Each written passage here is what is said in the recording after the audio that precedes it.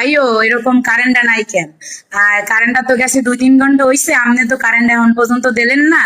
তো কারেন্টটা যদি দিতেন তাইলে আমি আপনার আইসক্রিম খাওয়াম, একটু কারেন্টটা দেন। তো আমি আসলে দুপুর বেলাতে টিউশন শেষে যখন বাসায় গেলাম, তখন গিয়ে দেখেছি বিদ্যুৎ নেই। এরপরে লং টাইম বিদ্যুৎ না থাকা আমি মজা করেই আঞ্চলিক ভাষায় আসলে ভিডিওটা করেছিলাম এবং বিদ্যুৎ অফিসে কল দিয়েছিলাম। তো আমি আমার আন্টিকে জিজ্ঞেস করলাম যে কতক্ষণ হয়েছে বিদ্যুৎ গিয়েছে। তো আন্টি বললো যে 1 ঘন্টা। তারপর আমি ভাবলাম যে হয়তো চলে আসবে। তো আমি অপেক্ষা করতে করতে করতে যখন অনেক টাইম হয়ে গেল, তখন আমি আরিফ ভাইয়ের কাছ থেকে নাম্বারটা নিলাম যে আমি একটু দুষ্টুমি করবো আমাদের আঞ্চলিক ভাষায়। এরপরে আমি নাম্বার নিয়ে ফোন দিলাম। তো ফোন দিয়ে আমি তাদেরকে বরিশালের ভাষায় জিজ্ঞেস করলাম যে ভাইও এরকম কারেন্টটা নাই কেন? আর কারেন্টটা তো গেছে 2-3 ঘন্টা হইছে, আপনি তো কারেন্ট এখন পর্যন্ত দিলেন না। তো কারেন্টটা যদি দিতেন তাইলে আমি আপনার আইসক্রিম খাওয়াম, একটু কারেন্টটা দেন। তো উনি আবার আমাকে লোকেশন জিজ্ঞেস করছে। তারপর আমি বলছি যে গার্লসের মোড়, রোনাল্ডস রোড। তারপরে আমি জানি যে বিদ্যুৎ দিবে না বা কিছু, আমি একটু আসলে অনেক লং টাইম কারেন্ট যেহেতু ছিল না, এই জন্য মজা করে, প্লাস একটু আসলে গরমে একটু বিভ্রান্তকর অবস্থাও ছিল।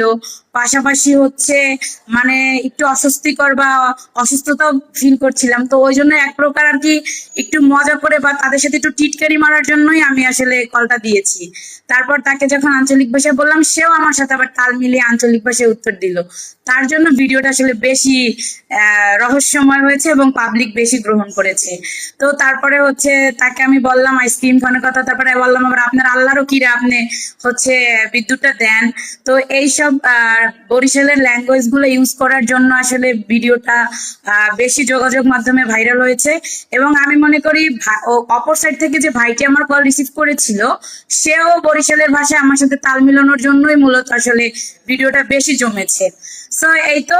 তারপর আমি ভেবেছিলাম যে কারেন্টটা দিবে না, কিন্তু তার কিছুক্ষণ পরেই কারেন্টটা তারা দিয়ে দেয়। এবং আসলে আমি এটা আশা করিনি।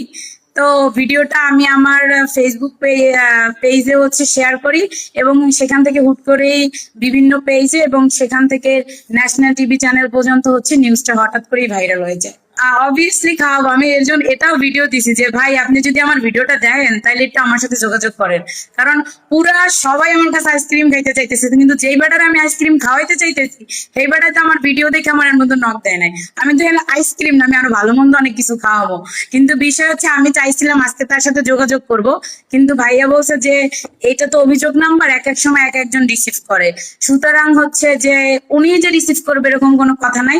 এই জন্য আমি আর ওই নাম্বারে কল দেই না, বা জিনিসটা অন্যরকম হতে পারে এই জন্য দেই নাই। কিন্তু আমি একটা ভিডিও আবার পোস্ট করেছি বরিশালের ভাষায় যে ভাই আপনি যদি ভিডিওটা দেখেন তাহলে আমার লগে ইমিডিয়েটলি যোগাযোগ করেন, আমি আপনার আইসক্রিম না আরো অনেক কিছু খাওয়াবো। তো আশা করি যদি সে দেখে তাহলে অবশ্যই যোগাযোগ করবে।